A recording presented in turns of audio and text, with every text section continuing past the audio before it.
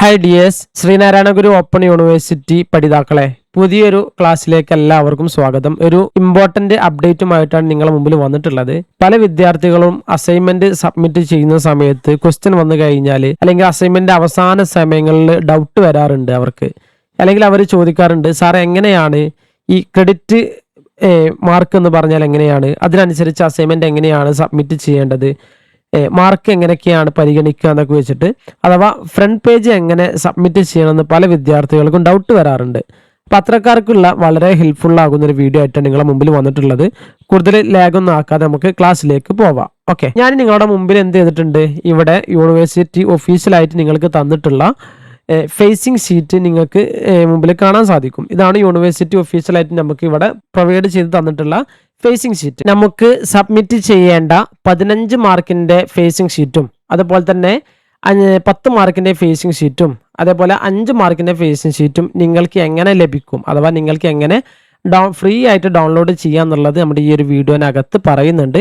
അപ്പോൾ പൂർണ്ണമായിട്ട് വീഡിയോ കണ്ടാൽ മാത്രമാണ് നിങ്ങൾക്കത് മനസ്സിലാവുള്ളൂ. ഓക്കെ, അതുകൊണ്ട് പൂർണ്ണമായിട്ട് നിങ്ങൾ എന്ത് ചെയ്യുക, വീഡിയോ കാണുക, ലൈക്ക് ചെയ്യുക കേട്ടോ. ഇതിന് 2 ഷീറ്റാണ് ആദ്യം നമ്മൾ വെക്കേണ്ടത്. അഥവാ സെറ്റ് 1 ഒരു ഷീറ്റും സെറ്റ് 2 ഒരു ഷീറ്റും, ഇങ്ങനെ 2 ഷീറ്റാണ് ഉള്ളത്. ഇവിടെ നിലവിൽ ഇപ്പം നിങ്ങൾക്ക് കാണാൻ സാധിക്കുക ഫോം 1 എന്നുള്ളതാണ് അല്ലേ, അഥവാ ശ്രീനാരായണ ഗുരു ഓപ്പൺ യൂണിവേഴ്സിറ്റി പറയുന്ന നമ്മുടെ ആദ്യം അസൈൻമെന്റ് ഫ്രണ്ട് പേജിൽ വെക്കേണ്ട പേപ്പറാണിത്. സെറ്റ് 1 അഥവാ സെറ്റ് 1 എന്ന് പറഞ്ഞാൽ ഡിസ്ക്രിപ്റ്റീവ് അസൈൻമെന്റിന്, അതിന് വേണ്ടിയിട്ട് നിങ്ങൾ ആദ്യം സബ്മിറ്റ് ചെയ്യേണ്ട ഒരു പേപ്പറാണ് ഇതെന്ന് പറയുന്നത്, സെറ്റ് 1 പേപ്പർ.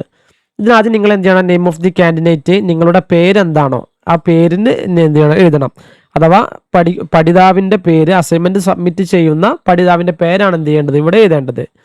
താഴെ ഭാഗത്ത് നിങ്ങളുടെ എൻറോൾ നമ്പർ എഴുതണം. യൂണിവേഴ്സിറ്റി നിങ്ങൾക്ക് ഒഫീഷ്യലായിട്ട് തന്നിട്ടുള്ള എൻറോൾ നമ്പർ എന്ത് ചെയ്യണം, ഇതേപോലെ നിങ്ങൾ ഇവിടെ എഴുതി കൊടുക്കുക. നെയിം ഓഫ് ദി പ്രോഗ്രാം, നിങ്ങൾ ഏതാണ് പ്രോഗ്രാം ചെയ്യുന്നതെങ്കിൽ അതിൻ്റെ പേര് എഴുതുക. ഉദാഹരണത്തിന് MA സോഷ്യോളജി അല്ലെങ്കിൽ BA സോഷ്യോളജി അല്ലെങ്കിൽ BA ഹിസ്റ്ററി, BA അറബിക്ക് അല്ലെങ്കിൽ MA അറബിക്ക്, ഇതിലേതാണ് നിങ്ങളുടെ പ്രോഗ്രാം, ആ ഒരു പ്രോഗ്രാം അങ്ങനെ തന്നെ എഴുതണം. BA അല്ലെങ്കിൽ MA വെച്ചിട്ടുള്ള അല്ലെങ്കിൽ BCom BBA പോലത്തെ ഈ പ്രോഗ്രാമാണ് നിങ്ങൾ എന്ത് ചെയ്യേണ്ടത്, ഇവിടെ എഴുതേണ്ടത്. നിങ്ങളുടെ MA അല്ലെങ്കിൽ BA പ്രോഗ്രാം, UG PG പ്രോഗ്രാമിൻ്റെ പേരാണ് ഇവിടെ എഴുതേണ്ടത്.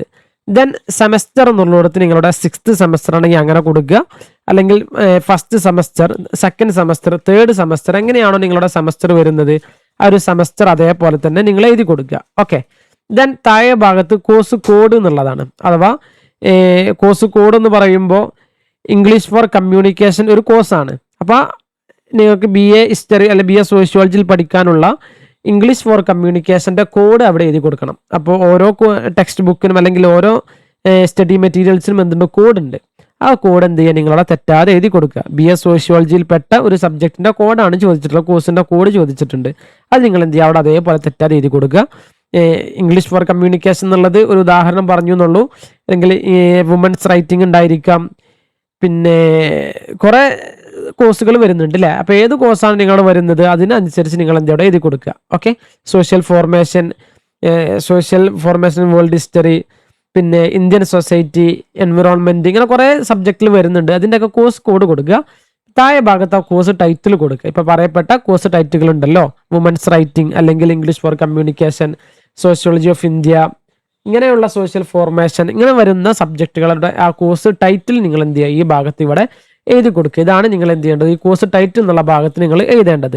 ദെൻ താഴെ ഭാഗത്ത് name of the learner support centre, നിങ്ങളുടെ LSC ഏതാണെങ്കിൽ അത് കൊടുക്കുക. ഉദാഹരണത്തിന് വിക്ടോറിയ കോളേജ് ആണെങ്കിൽ അത് കൊടുക്കുക, പട്ടാമ്പിയുള്ള വേറെ കോളേജ് ആണെങ്കിൽ അങ്ങനെ കൊടുക്കുക, മലപ്പുറം ഗവൺമെൻറ് കോളേജ് ആണെങ്കിൽ അങ്ങനെ, അല്ലെങ്കിൽ ഫാറൂഖ് കോളേജ് ആണെങ്കിൽ അങ്ങനെ, മീഞ്ചന്ത കോളേജ് ആണെങ്കിൽ ആ കോളേജിൻ്റെ പൂർണ്ണമായിട്ടുള്ള പേര് നിങ്ങളുടെ ID കാർഡിൽ നോക്കിയിട്ട് എന്ത് ചെയ്യണം, നിങ്ങൾ എഴുതണം.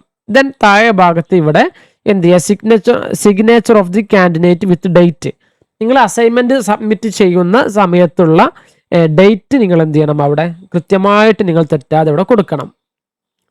അവിടെ എന്ത് ചെയ്യണം, നിങ്ങളുടെ ഡേറ്റ് അന്ന് ആ സബ്മിറ്റ് ചെയ്യുന്ന ദിവസത്തുള്ള ഡേറ്റ് എഴുതണം. അതോടൊപ്പം നിങ്ങളുടെ ഒപ്പും എന്ത് ചെയ്യണം, അവിടെ ഇട്ട് കൊടുക്കണം. ഇത്ര മാത്രം എന്ത് ചെയ്താൽ മതി, ഈ ഒരു ഭാഗത്ത് നിങ്ങൾ ചെയ്ത് കഴിഞ്ഞാൽ മതി. ഓക്കെ, ഇനിയാണ് നിങ്ങൾക്ക് ഡൗട്ട് വരാനുണ്ടാവുക, സാറേ ഏത് പേജ് എങ്ങനെയൊക്കെയാണ് വെക്കേണ്ടത്. ഇവിടെ ഞാനിപ്പോൾ എടുത്തിട്ടുള്ളത് 15 ടോട്ടൽ 15 മാർക്കുള്ളതാണ് അല്ലേ. ഇൻട്രൊഡക്ഷന് 2 മാർക്ക്, ദെൻ 6 മാർക്ക് വേറെ, 3 മാർക്ക് വേറെ, 2 മാർക്ക് വേറെ, 2 മാർക്ക് വേറെ, പിന്നെ ടോട്ടൽ 15 മാർക്ക്. ഇങ്ങനെ വരുന്ന ഒരു ഫേസിംഗ് ഷീറ്റ് 1 ആണ് എടുത്തിട്ടുള്ളത്. ഇതേപോലെ അടുത്തൊരു ഫേസിംഗ് ഷീറ്റ് കാണാം. ഇവിടെ 10 മാർക്കേ വരുന്നുള്ളൂ. ഓക്കെ, ഇവിടെയൊക്കെ സെയിം തന്നെയാണ് വരുന്നത്. 10 മാർക്ക് മാത്രമേ ഇവിടെ ടോട്ടൽ വരുന്നുള്ളൂ.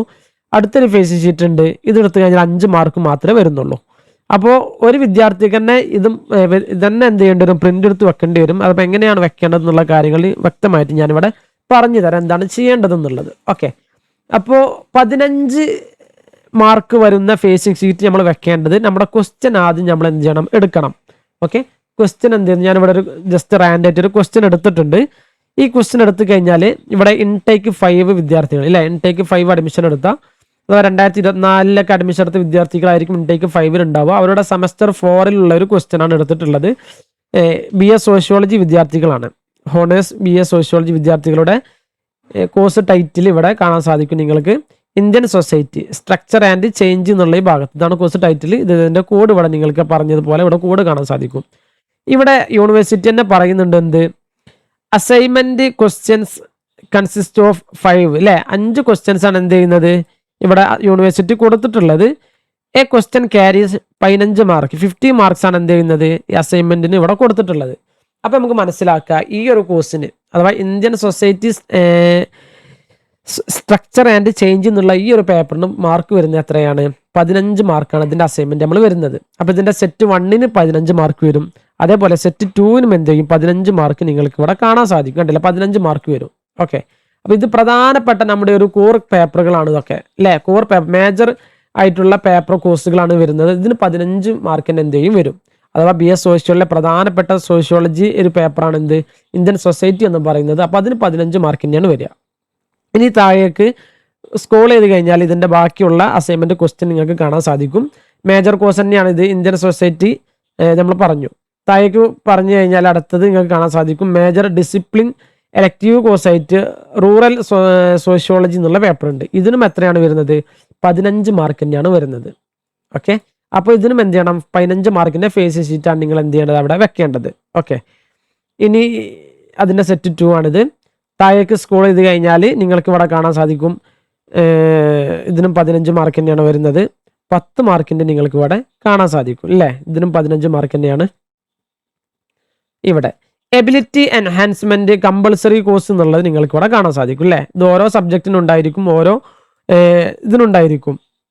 ഇവിടെ എങ്ങനെയാണുള്ളത് നോക്കൂ നിങ്ങൾ. Assignment questions consist of 5 assignment തന്നെയാണ് നിലവിലുള്ള, 5 ക്വസ്റ്റ്യൻസ് തന്നെയാണുള്ളത്. പക്ഷേ ക്വസ്റ്റ്യൻ ക്യാരീസ് 10 മാർക്ക്, 10 മാർക്സ് മാത്രമാണ് എന്ത് ചെയ്യുന്നത് ഒരു അസൈൻമെന്റ് ക്യാരി ചെയ്യുന്നത് അല്ലേ.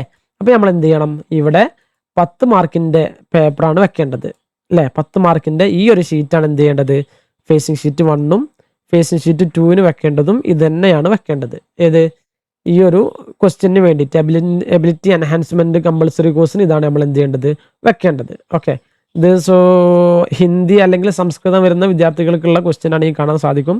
ഈ കാണുന്നത് ഇതിന്റെ അറബി ഉണ്ടായിരിക്കും അല്ലെ. അറബി നോക്കൂ നിങ്ങൾ, 10 മാർക്ക് തന്നെയാണ് വരുന്നത്. അവിടെയൊക്കെ ആ ഒരു പേപ്പറാണ് 10 മാർക്ക് വരുന്ന ഫേസിംഗ് ഷീറ്റാണ് എന്ത് ചെയ്യേണ്ടത് നിങ്ങൾ വെക്കേണ്ടത്. ഓക്കെ, അപ്പൊ ഇതിന്റെ ഡൗട്ട് നിങ്ങൾക്ക് തീർന്നിട്ടുണ്ടാകുമെന്ന് വിചാരിക്കുന്നു. ഇതേപോലെ താഴേക്ക് സ്ക്രോൾ ചെയ്ത് കഴിഞ്ഞാൽ നിങ്ങൾക്ക് 5 മാർക്കിന് വരുന്നത് നിങ്ങൾക്ക് ഇതേപോലെ നിങ്ങൾക്ക് കാണാൻ സാധിക്കും. ഓക്കെ, ഇവിടെ ഇത് 10 മാർക്ക് തന്നെയാണ് ഇത് വരുന്നത്. എബിലിറ്റി എൻഹാൻസ്മെന്റ് മലയാളം കോഴ്സ് ഇതിലിവിടെ നിങ്ങൾക്ക് കാണാൻ സാധിക്കും. താഴേക്ക് അടുത്ത ക്വസ്റ്റ്യന് കണ്ടില്ലേ, ഇത് വാല്യൂ ആഡഡ് കോഴ്സായിട്ട് വരുന്നതാണ്. ഇന്ത്യൻ നോളജ് നിർബന്ധമായിട്ടും അവരെന്ത് ചെയ്യണം, ഇത് എഴുതണം അല്ലേ. അവർ വാല്യൂ ആഡഡ് കോഴ്സ് എന്തായാലും 4th സെമസ്റ്ററിലൊക്കെ വരുന്ന സമയത്ത് എന്തായാലും ഉണ്ടായിരിക്കും. ഈ ക്വസ്റ്റ്യൻ നോക്കുക, അസൈൻമെന്റ് ക്വസ്റ്റ്യൻ കൺസിസ്റ്റ് 5 ക്വസ്റ്റ്യൻസ് നിലവിലുണ്ട്. അതിൽ നിന്ന് ഒരു ക്വസ്റ്റ്യൻ മാത്രം നിങ്ങൾ എന്ത് ചെയ്താൽ മതി, ആൻസർ എഴുതിയാൽ മതി. ക്വസ്റ്റ്യൻസ് ക്യാരീസ് 5 മാർക്ക് അല്ലേ. 5 മാർക്ക് എന്ത് ചെയ്യുന്നുണ്ട്, ഒരു ക്വസ്റ്റ്യൻ മാർക്ക് വഹിക്കുന്നുണ്ട്. 5 മാർക്ക് മാത്രമേ എന്ത് ചെയ്യുള്ളൂ, ഈ ഒരു അസൈൻമെന്റ് എഴുതിയാൽ നിങ്ങൾക്ക് കിട്ടുകയുള്ളൂ. ഓക്കെ, അപ്പൊ അവിടെ നമ്മൾ വെക്കേണ്ടത് ഫേസിംഗ് ഷീറ്റ് 5 എന്നുള്ള ടോട്ടൽ 5 മാർക്ക് വരുന്ന ഈ ഒരു പേപ്പറാണ് എന്ത് ചെയ്യേണ്ടത് നമ്മളവിടെ വെക്കേണ്ടത്. ഈ ഒരു ഫേസിംഗ് ഷീറ്റ് 1ഉം 2ഉം ആണ് എന്ത് ചെയ്യേണ്ടത് നമ്മളവിടെ വെക്കേണ്ടത്. ഓക്കെ, ഇത് പേപ്പർ 2, ഇത് പേപ്പർ 1.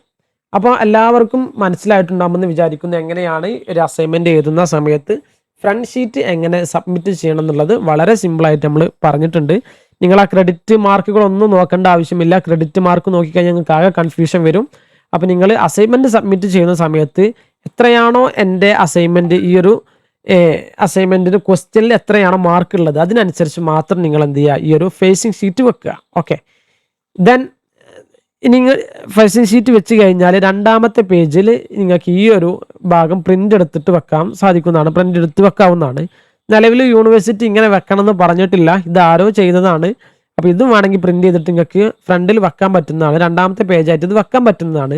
നിലവിൽ പണ്ട് മുതൽ ഓഫ്ലൈനിൽ സബ്മിറ്റ് ചെയ്ത സമയത്ത് ഏതൊരു സ്റ്റുഡൻറ്റ് അല്ലെങ്കിൽ ഏതോ LSCക്കാർ പറഞ്ഞു, അതിൻ്റെ അടിസ്ഥാനത്തിലാണ് ഇപ്പോഴും എന്ത് ചെയ്യുന്നത്, ഇങ്ങനെ വെച്ച് പോവുകയാണ്. അപ്പോൾ നിലവിൽ ഇത് പ്രിൻ്റ് എടുക്കേണ്ട ആവശ്യമൊന്നും വരുന്നില്ല, ജസ്റ്റ് നിങ്ങൾ എന്ത് ചെയ്താൽ മതി, ഈ ഒരു ഭാഗം പ്രിൻ്റ് എടുത്ത് വെക്കുക. സാധാരണ ഈ ഒരു ഭാഗം പ്രിൻ്റ് എടുത്ത് വെക്കുക, ഈ ഒരു ഭാഗം സാധാരണ A4 എടുത്തിട്ട് നിങ്ങൾ അസൈൻമെൻറ്റ് ഒരു ടൈറ്റിൽ എഴുതി കൊടുക്കുക. അസൈൻമെൻറ്റ് ക്വസ്റ്റ്യൻ എന്ന് പറഞ്ഞിട്ട് നിങ്ങൾ ഏത് ക്വസ്റ്റ്യൻ ആണോ ഇതിൽ തിരഞ്ഞെടുത്തിട്ടുള്ളത്, നിങ്ങൾ തിരഞ്ഞെടുത്ത ക്വസ്റ്റ്യന് അതെന്ത് ചെയ്യുക, അവിടെ എഴുതി കൊടുക്കുകയാണ് വേണ്ടത്. കണ്ടില്ല, ഇവിടെ നിങ്ങൾ എന്ത് ചെയ്യുക, ക്വസ്റ്റ്യൻ 1 ആണെങ്കിൽ 1 നെയ്ത ക്വസ്റ്റ്യൻ 1 നെയ്ത ഇവിടെ, എന്നിട്ട് എന്ത് ചെയ്യുക, ആ ക്വസ്റ്റ്യൻ ഇവിടെ പൂർണ്ണമായിട്ട് നിങ്ങൾ എന്ത് ചെയ്യുക, ഇവിടെ എഴുതി കൊടുക്കുകയാണ് വേണ്ടത്. താഴെ ഭാഗത്ത് എന്ത് ചെയ്യുക, നിങ്ങളുടെ പേര് ഇവിടെ ഒന്ന് കൊടുക്കുക. അതേപോലെ നിങ്ങൾ നോക്കി കഴിഞ്ഞാൽ മതി. ഇതിപ്പോൾ പ്രിൻ്റ് എടുക്കാൻ നിർബന്ധമൊന്നുമില്ല കേട്ടോ, നിങ്ങൾക്ക് പ്രിൻ്റ് എടുത്ത് കഴിഞ്ഞാൽ ഈ വൃത്തി കിട്ടും. അല്ലെങ്കിൽ നിങ്ങൾ എന്ത് ചെയ്യണം, പ്രിൻ്റ് എടുക്കാൻ വേറെ കടയിലേക്ക് പോകണം, അതിനായിട്ട് ചിലവുകളുണ്ട്, 1-2 രൂപ മുടക്കണം, സമയം സ്പെൻഡ് ചെയ്യണം, സമയമില്ലാത്തടത്ത് പ്രിൻ്റ് എടുക്കാൻ വേണ്ടിയിട്ട് വേറെയുള്ള പോലെ ബുദ്ധിമുട്ടിക്കണം, ഇങ്ങനെ കുറേ കാര്യങ്ങളുണ്ട്. അപ്പോൾ ഇത് ജസ്റ്റ് എന്ത് ചെയ്താൽ മതി, A4 എഴുതിയാൽ തന്നെ വളരെ സിമ്പിളായിട്ട് നമുക്ക് സബ്മിറ്റ് ചെയ്യാൻ പറ്റും, നിങ്ങളെ മാർക്കിന് അത് ബാധിക്കുന്നതല്ല. ഓക്കെ, നിങ്ങളുടെ പേര് ഇവിടെ കൊടുക്കുക, എൻറോൾ നമ്പർ കൊടുക്കണം, പ്രോഗ്രാം ഏതാണ് BA സോഷ്യോളജി ആണെങ്കിൽ അത് കൊടുക്കുക, കോഴ്സ് ഏതാണ് social formation in world history ആണെങ്കിൽ അത് കൊടുക്കുക, കോഴ്സ് കോഡ് കൊടുക്കുക, മൊബൈൽ നമ്പർ കൊടുക്കണം. ഇവിടെ നിർബന്ധമായിട്ട് നിങ്ങൾ എന്ത് ചെയ്യണം, മൊബൈൽ നമ്പർ കൊടുക്കണം. LSC ഏതാണ്, ഗവൺമെൻറ് കോളേജ് മലപ്പുറം എന്നാണെങ്കിൽ എന്ത് ചെയ്യുക, ഇവിടെ മലപ്പുറം ഗവൺമെൻറ് കോളേജ് എന്നുള്ള അതേപോലെ നിങ്ങൾ എന്ത് ചെയ്യുക, എഴുതി കൊടുക്കുക. വളരെ സിമ്പിളാണ്. അപ്പോൾ ഇന്നത്തെ ഒരു ക്ലാസ് എല്ലാവർക്കും മനസ്സിലായിട്ടുണ്ടാകുമെന്ന് വിചാരിക്കുന്നു. ഇതിൻ്റെയൊക്കെ PDF ഞാൻ ഡ്രൈവ് ലിങ്ക് താഴെ കൊടുക്കുന്നുണ്ട്, നിങ്ങൾക്ക് അതിൽ നിന്ന് ഡൗൺലോഡ് ചെയ്തെടുക്കാവുന്നതാണ്. ഇതിൻ്റെ ഈ ഒരു 15 മാർക്ക് വരുന്ന ഫേസിങ് ഷീറ്റ് 1, അതുപോലെ 2, 10 മാർക്ക് വരുന്ന ഫേസ് ഷീറ്റ് 1ഉം 2ഉം, അതേപോലെ 5 മാർക്ക് വരുന്ന ഫേസ് ഷീറ്റ് 1, ഫേസിങ് ഷീറ്റ് 2, അതേപോലെ തന്നെ സെക്കൻഡ് പേജ് സബ്മിറ്റ് ചെയ്യേണ്ട ഈ ഒരു ഭാഗവും, ഇതൊക്കെ ഞാൻ എന്ത് ചെയ്യുന്നുണ്ട്, താഴെ ഭാഗത്ത് നിങ്ങൾക്ക് ഈ ഒരു വീഡിയോൻ്റെ കമൻറ്റ് ബോക്സിലോ ഡിസ്ക്രിപ്ഷനിലോ ഒക്കെ നിങ്ങൾക്ക് ഡ്രൈവ് ലിങ്ക് കാണാൻ സാധിക്കും. അത് ഓപ്പൺ ചെയ്ത് കഴിഞ്ഞാൽ നിങ്ങൾക്ക് സിമ്പിളായിട്ട് തന്നെ എന്ത് ചെയ്യാൻ പറ്റും, ഡൗൺലോഡ് ചെയ്യാൻ സാധിക്കുന്നതാണ്. അല്ലാത്തവർ എന്ത് ചെയ്യാൻ, താഴെ മൊബൈൽ നമ്പർ ഉണ്ട്, നമ്മളെ കോൺടാക്ട് ഡീറ്റെയിൽസ് കൊടുക്കുന്നുണ്ട്. അതിൽ കോൺടാക്ട് ചെയ്ത് കഴിഞ്ഞാൽ നിങ്ങൾക്ക് എന്ത് ചെയ്യും, വാട്സപ്പ് മുഖേന ഞാനിത് അയച്ചു തരുന്നതാണ്. നിങ്ങൾ എന്ത് ചെയ്താൽ ജസ്റ്റ് വാട്സപ്പിൽ മെസ്സേജ് അയച്ചാൽ നമ്മൾ ഇവിടുന്ന് റീപ്ലൈ തരുന്നതാണ്. ഓക്കെ, ഇതുവരെ നമ്മുടെ ചാനൽ സബ്സ്ക്രൈബ് ചെയ്യാത്തവരുണ്ടെങ്കിൽ എത്രയും പെട്ടെന്ന് ചാനൽ സബ്സ്ക്രൈബ് ചെയ്യുക. എല്ലാ നോട്ടിഫിക്കേഷനുകളും അലേർട്ട് ആയിരിക്കും. നമ്മൾ ഈ ഒരു ചാനലിലൂടെ ഉള്ള ഉദ്ദേശം എന്ന് പറയുന്നത് ശ്രീനാരായണ ഗുരു ഓപ്പൺ യൂണിവേഴ്സിറ്റി അതുപോലെ ബാക്കിയുള്ള യൂണിവേഴ്സിറ്റിയുടെയൊക്കെ അപ്ഡേറ്റുകൾ നിരന്തരം ഫ്രീ ആയിട്ട് നിങ്ങൾക്ക് തന്നുകൊണ്ടിരിക്കുക എന്നുള്ള ലക്ഷ്യം മാത്രമേ ഉള്ളൂ. അതേപോലെ വ്യത്യസ്ത ക്ലാസ്സുകളും നോട്ടിഫിക്കേഷൻസ് ഒക്കെ നിങ്ങൾക്ക് തരിക എന്നുള്ള ഉദ്ദേശം മാത്രമേ ഉള്ളൂ കേട്ടോ. ഓക്കെ, അപ്പോൾ എല്ലാവർക്കും ക്ലാസ് മനസ്സിലായിട്ടുണ്ടാവുമെന്ന് വിചാരിക്കുന്നു. Okay, thank